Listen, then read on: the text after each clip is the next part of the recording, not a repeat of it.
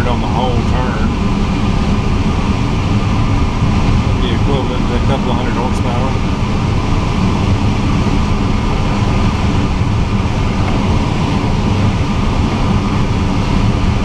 Oh, almost 6.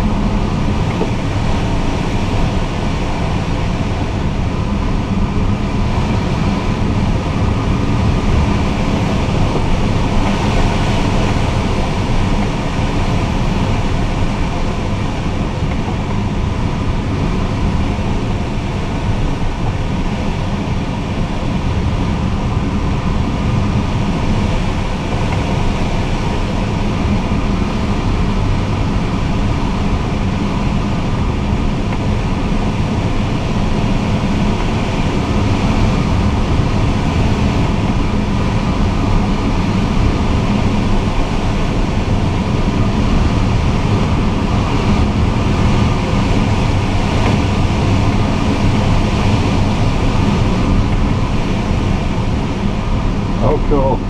They're right here with us. Little bird strike. He Yeah. got close there, didn't he? That was. He was baking and I was baking. So there's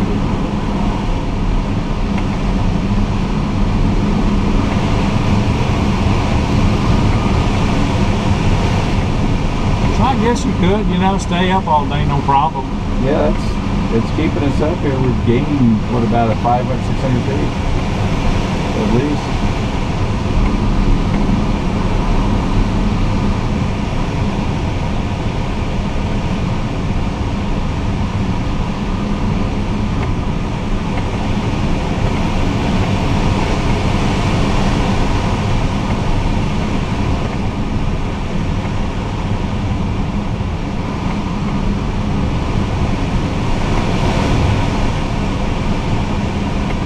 Last week there was a clear hole right here over the field. You couldn't find anything.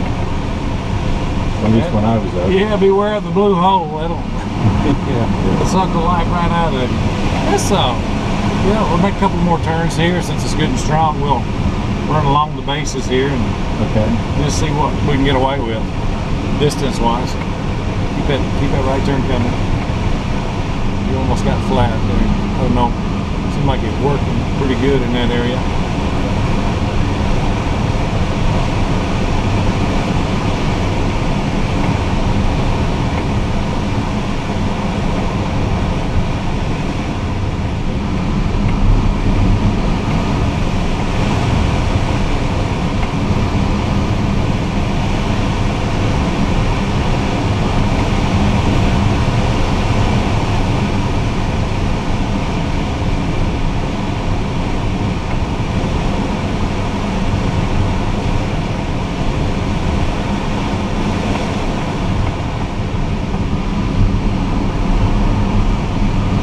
Back up the base already, huh?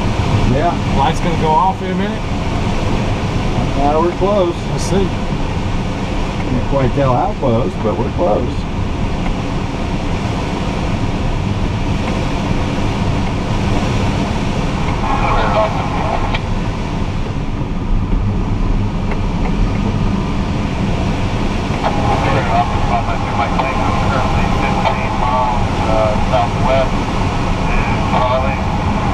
Okay, let's roll out, straighten up, we'll head down to the next. We'll go out here about 5-6 miles and then turn around and come back. Okay. So you can stay in the lift. Keep the speed up to, although we're almost in the cloud, we got a little altitude to burn, don't we? Made a little there. This is awesome. That's actually the first time I've ever really thermaled. Yeah, this is not really thermaling here. We're just kind of scrapping for lift. Okay. When you get up to 6,000 to 7,000 feet, then you're thermaling, and you know it's And this base is really, really low. But you will not believe how cool it is. You'll have days with 6 and 1,000 feet. You know, Really? it's not uncommon. It's for the darker spots here. Okay. We'll nav under the dark spots, and that way we can, you know, if we get out here too far, we can do a couple of things. We can circle under the dark spots. Does that look like the darkest spot to you right there? You can head for? Well, maybe a little. Well, I That don't one know. ahead there, off to the right, just a tad. Okay. And you're in 400 feet a minute. See right there. Just, looks like a darker one here. I don't know, maybe right. But you're at 600 feet negative, so speed that up. Stay away from the. Well, there's some good lift starting to come. All right, looking at the cloud shadows. Looks like it may be still around 10 knots. Air mass going back toward the Eagleville. Okay. 4 knots negative, so speed up out of that.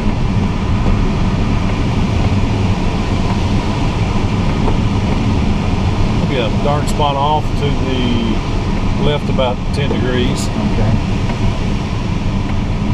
And still on 47 knots there, so speed that up to maybe 55 or 60.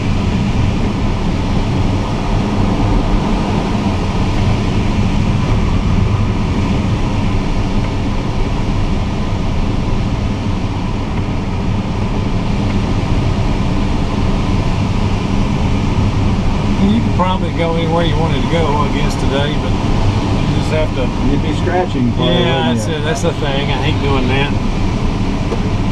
But it can be done. They get under this thing and it doesn't look like a dark spot at all, does it? No, it really And doesn't. get away.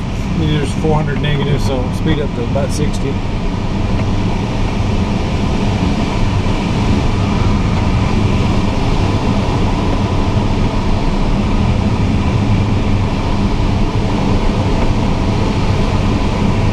So 400 negative, that's actually a downdraft?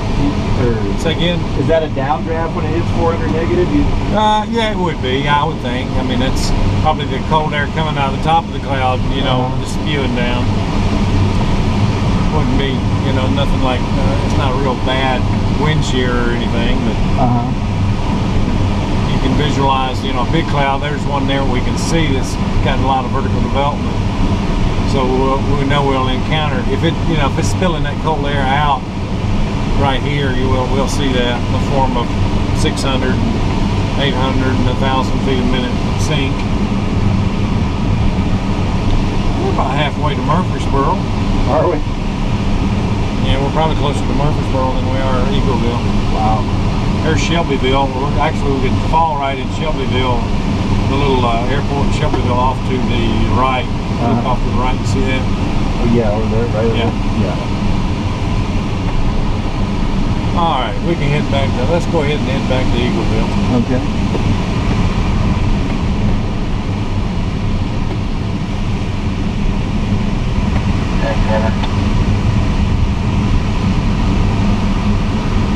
Keep turning, keep turning, keep turning.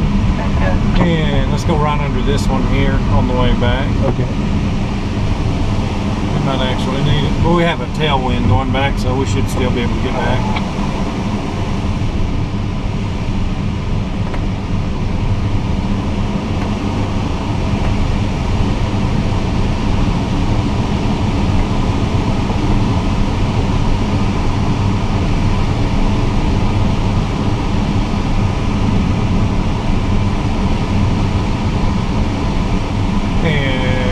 Should be getting in that lift here pretty quick.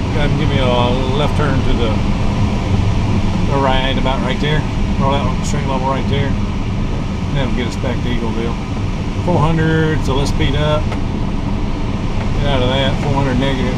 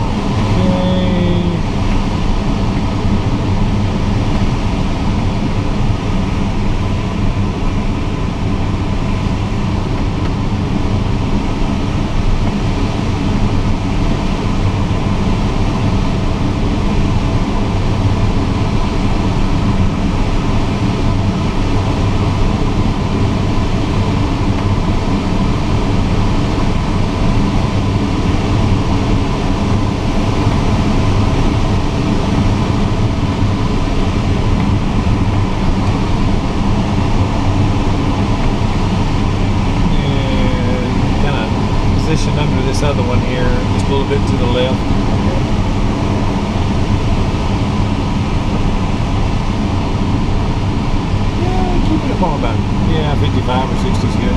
Okay.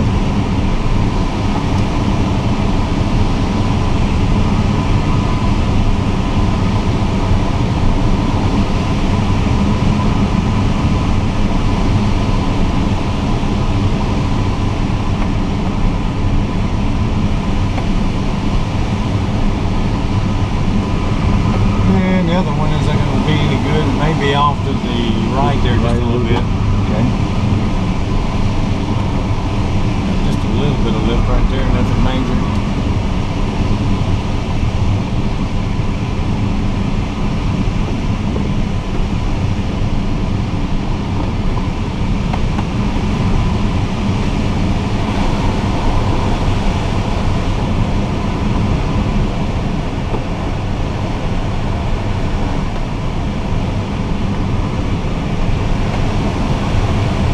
So when you fly, y'all fly by seat of the pants? You just listen for the sound? Yeah, I think that's best. Yeah. You know, a lot of guys got the flight computers and they look at them, but you know, as far as turns and yeah, airspeed, you know, the sound and the feel of the airspeed is probably going to be the best bet.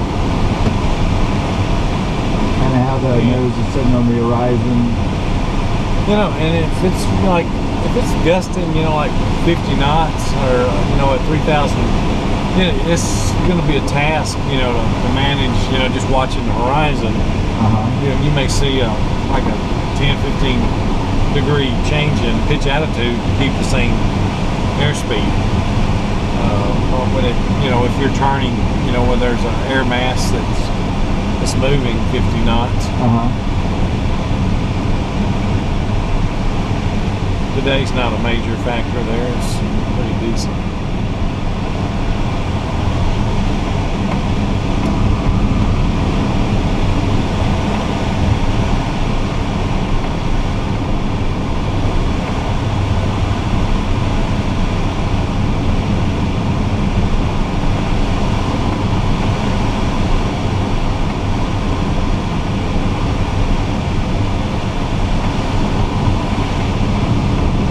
And circle right there a little bit and see what happens.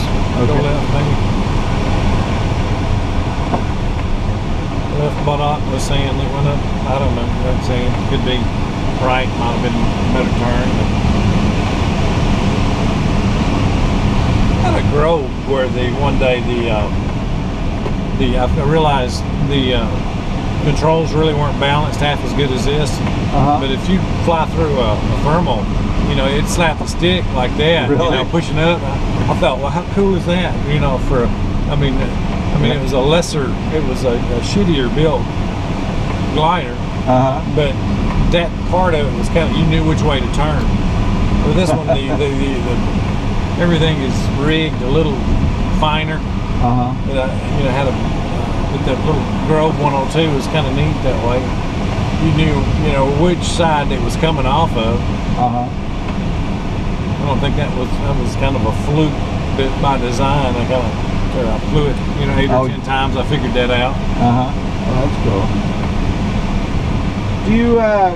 Somebody was telling me you deal in airplanes or buy them and fix them and. Yeah, it just depends. You know, one day I'm cleaning out a toilet. Next day, I may be ferrying a plane to, you know, New Mexico or California or somewhere. I got a. You're an A&P mechanic? Yeah, actually I am. Yeah, what kind of stuff do you fly during the week? Oh, cool. You fly other stuff? No.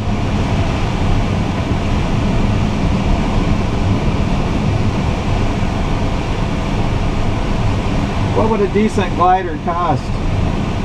What kind of performance you need? You know, I'm just not the best. You know, just something that's respectable. And that's the cool thing. You can spend $15,000 to 40, no problem. I'll keep an eye out for it. What do you want to spend, though? Really, that's kind of the killer. Yeah, well, at the moment, I kind of got to unload one of my cars, but I'm thinking of, you know, getting a glider. So you know, 15, somewhere in 15. See, now you're talking ASW, fine. I mean, this is you. But I can, yeah. If you find something you want to go look at, I'll ride with you. We go look at cool. it, or we can hop in one of my planes and blast off and go check it out. Oh, that'd be cool. And yeah, 50 will buy you a real nice glider. Oh, cool. I mean, you will. I mean, this is a slug compared to what you're talking about. Really? Yeah. And this feels, I think this plane feels As great. long as you don't know better, it feels great. One of But those, really, I mean, these guys fly the 23, and you know, and they love it. And then when they get a taste of something like an LS3 or a ASW20, they don't look back. It's just nuts how flat those things fly. Kind of the I difference mean, between just- driving a Volkswagen and a Porsche, huh? Yeah, that would be putting it mildly. But, Really, that much difference. yeah, Wow. it's you know, so your thermal skills are optional. You get something with close to 45, 50 to 1 glide ratio. You know, you Wow. realize this thing, although it's probably the finest trainer aircraft, period, that you can get. This one right here, it's amazing. I mean, it's good. You know, it's just, it's a piece of aerial ballet right here. The thing is just amazing how nice and forgiving it is. Oh, it is. We did some stalls last week with Jordan. This thing just mushes. Yeah, It sits there. it's just, you know, a great aircraft all around. I mean, for anybody that flies gliders and or airplanes, it really, it's not, it doesn't roll anything like a Pitts or nothing, but it penetrates good. It rolls good and deliberate. Okay, let's see. Fly me right across the airport. Let's see if we can figure out if we can do a tailwind landing today. Okay. If we can. I don't know what the winds are. Roll out string level right there so we can look at the sock off to the right. Okay.